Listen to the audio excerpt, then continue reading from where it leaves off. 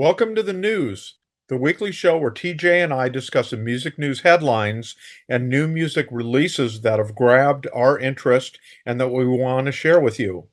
This week, we're going to be discussing headlines and music for Harry Styles, Roy Orbison, Collective Soul, an update on the Mofi scandal, and we also want to reflect on the passing of Cricket's drummer Jerry Allison.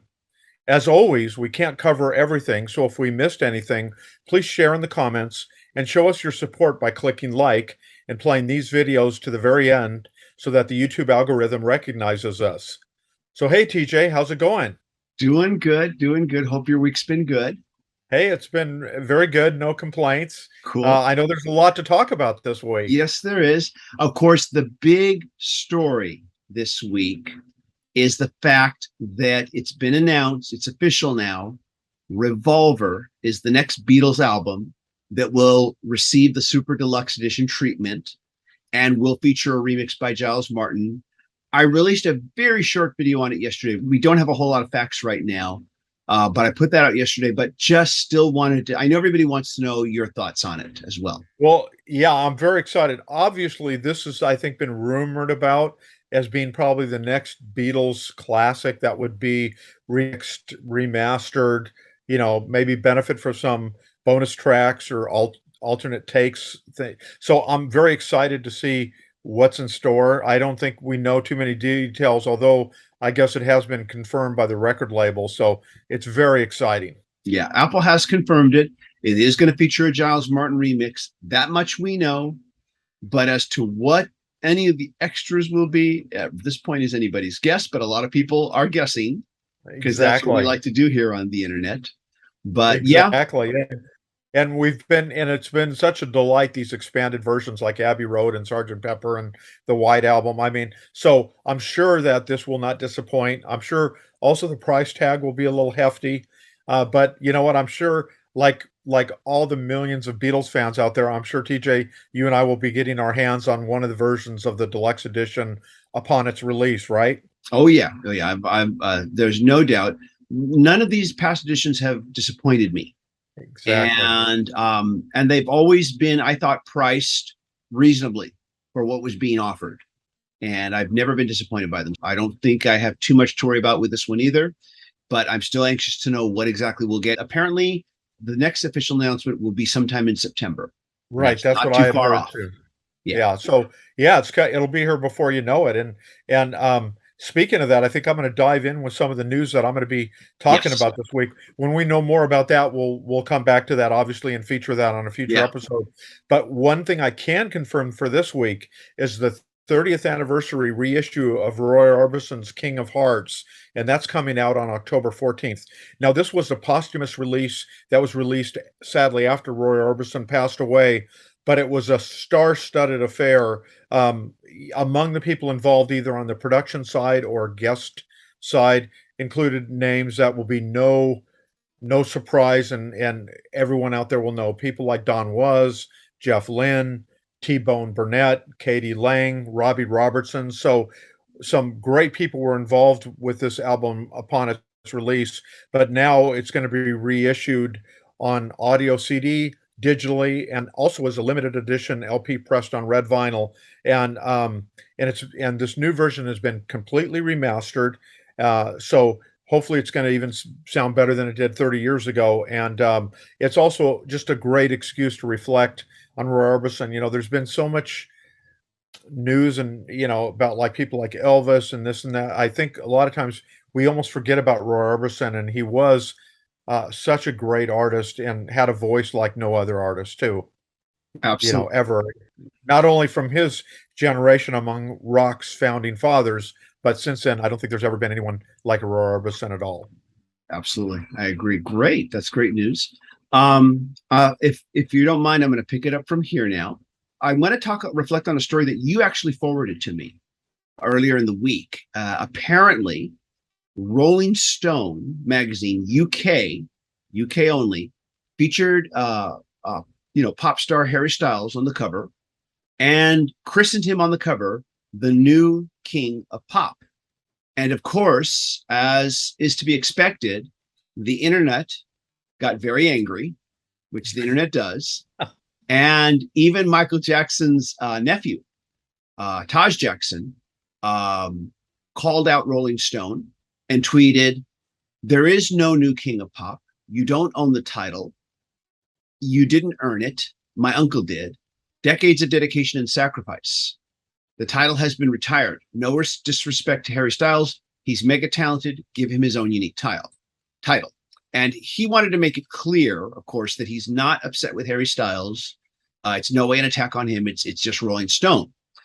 And, I thought about this story and I looked at it and I thought, my personal opinion on this is that it's a non-story. Rolling Stone is doing what all media does in this day and age. Everybody's guilty of it. I'm not going to say, oh, they're the bad guys, because everybody's guilty of it to one degree or another. Even I've been guilty of it to one degree or another, although I try to avoid it on this channel. But he's doing what all media does, deliberately courting controversy to get eyeballs. And by talking about it here, I guess, once again, I'm complicit by doing this here. Yeah. But I feel I have something to point out, because, they all know the effect it's going to have. This is something that will get Rolling Stone attention. Other news media outlets will jump on it too, which will bring them eyeballs and bring Rolling Stone eyeballs. It kind of just works. That's how the internet works. So everybody gets attention, and then in a few weeks, it's all forgotten. After the outrage is past, Harry Styles himself benefits through no fault of his own, because it gets people talking about him. In fact, I actually listened to his music for the first time. I've known who he was. And as a result, I posted a video of my own real-time reaction to his music, because I figured if we do talk about this, I should listen to him. I know you've heard him. You've seen him at Coachella. Right. You've seen him live at Coachella. And so in full transparency, that was pretty much my first introduction, TJ. So like you, it was earlier this year. I did see him. He put on a good show, had some catchy songs. I will tell the listeners and viewers out there that, like, for example, for my money, Billie Eilish put on a more groundbreaking and a more impressive show. But Harry Styles was more, perhaps, if I'm going to use the word appropriately, more slick. He does have kind of that pop and a more, and he had the first week he had Shania Twain join him. I think the week I was there, he also had a high name artist join him on stage. So, it was a different vibe, but I think the comparisons to Michael Jackson are a little bit premature. Yeah. And like I said, Rolling Stone, you'll notice it was just UK Rolling Stone, not US Rolling Stone. It wasn't worldwide. It was just UK. And it's just an attempt to get eyeballs, in my opinion. So I figured, instead of talking about whether or not Harry Styles is really the king of pop, let's just talk about why this is a non-story. And for people to remember it's a non-story, to kind of put that in people's heads before they get outraged and angry. Right. Of course, the outrage has already happened. But to just remind them in the future, don't take these things too seriously. Harry Styles is still kind of at the early stages of his career. And, who knows? I mean, a lot of people wrote me after I did that video, and they recommended other songs to me. They told me that he's kind of chameleon-like, and that his each album is a different style. In that respect, some compared him to David Bowie in that way, or maybe even Neil Young, because he likes to change styles. He likes to do different types of albums. That he does use real musicians. He's a very talented musician himself. They recommended different songs I should check out, and recommended a documentary about the making of one of his albums that I should check out. So, reaction was good. People were, people were responsive in a positive way and not in a negative way. Right. But I did say, I like this, I don't like this. I was completely open and honest about what I liked and didn't like, and explained why. In no way wanted to trash anybody, just gave my honest thoughts. But so I just wanted to say it's basically a non-story, and just always try to keep that in mind, when you look at these things. And as usual, TJ, I'm saying well said, because I think it's good. I think, like you said, especially if you're just hearing an artist for the first time, it's good to take a step back, myself included, because I was immersed in it at Coachella, but I have to honestly say I'm familiar with some of his singles, but I'm not an expert, and I wouldn't pretend to be. Yeah. So at any rate, just thought I'd bring that up. And let me pass it on to you now. I know you've got some other stories to talk about. Well, yeah, in this story, it's good and bad. Sadly, the Ukraine has been in the news a lot in 2022 because of the unfortunate and the terrible, events Heck. where Russia invaded the country and everything. So there is a very well-known hard rock band called, and I'm hopefully going to say the name right, Jinjer, or it's Jinjer, and they've just announced their 2022 U.S. tour uh, of America. And for them, that was actually difficult because of what's going on in the Ukraine. They had to get the support of the Ukrainian Ministry of Culture. They were granted a special exemption to Mhm. exit Ukraine in order to help their country the best way they can, which they believe is through music, and to help get the word out about how terrible this war is, and ultimately how terrible all wars of this kind are, where people are invaded senselessly and there's no reason for it. So they're on the road. I know tickets went on sale this week on Friday, so that would have been on the 26th of August, but I'm sure you can still pick them up. The tour is going to be, like I said, across the U.S., and it's going to wrap up here in Southern California at the Wiltern, which is in Los Angeles, on December 22nd. So if you want to support the Ukraine and want to see one of their best known bands, I will tell you, maybe check out some of their videos. They are very, very hard. I mean, this is way beyond AC/DC or Scorpions hard. I mean, these guys are hard, but Hardcore. yeah, they have a lot to say, and you can see that the fans totally connect with this band. So if you want to learn more about them and about their upcoming tour, check them out. Maybe what we can do is put their website on the screen.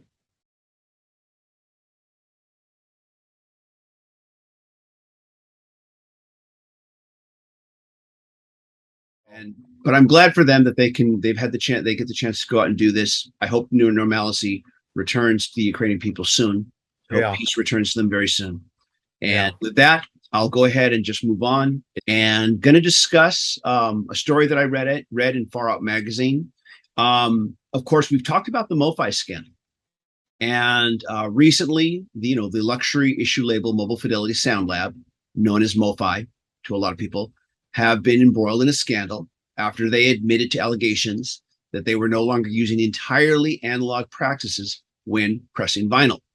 And a Washington Post feature confirms that Mofi has confirmed that it has been using direct stream digital DSD technology since 2011.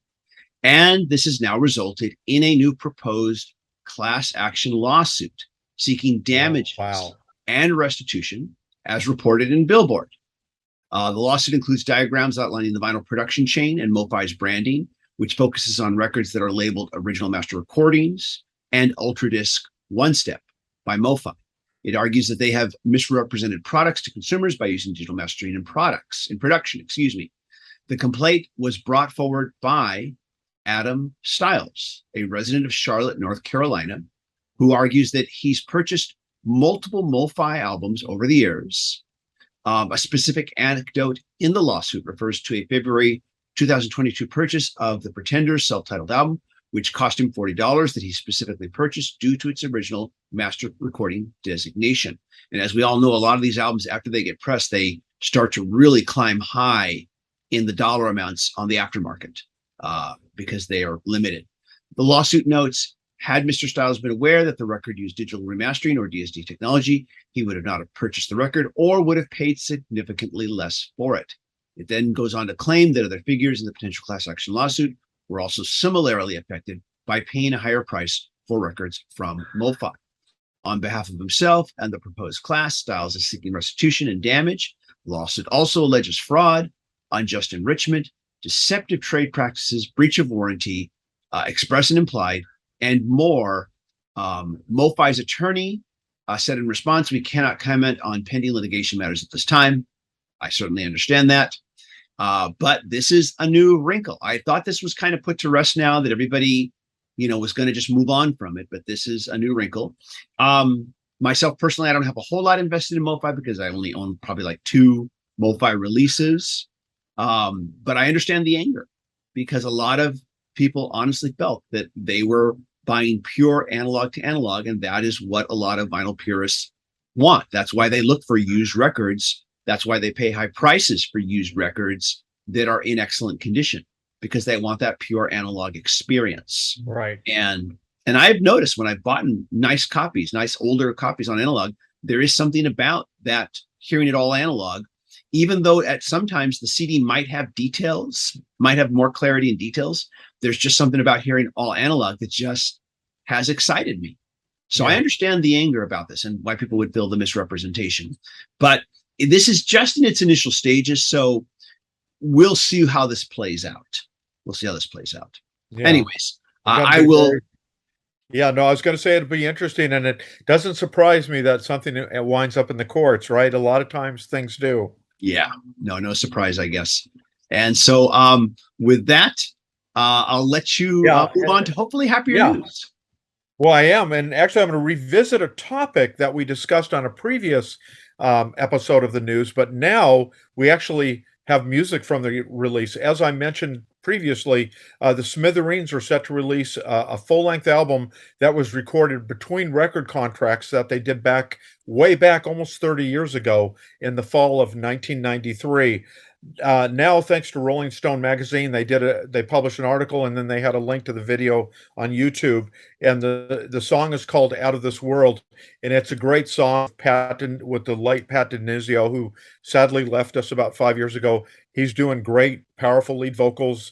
The band is firing on all cylinders, and I really recommend that people go check it out. Like I said, you can just go to YouTube, type in the Smithereens, then you can type in "Out of This World" and the song will pop right up, and they have the official audio. Check it out and see, but it's great to hear new old Smithereens again, which is great. And very quickly, let me mention there was Mike Maceros, and hopefully I'm saying his name right. He's the bassist.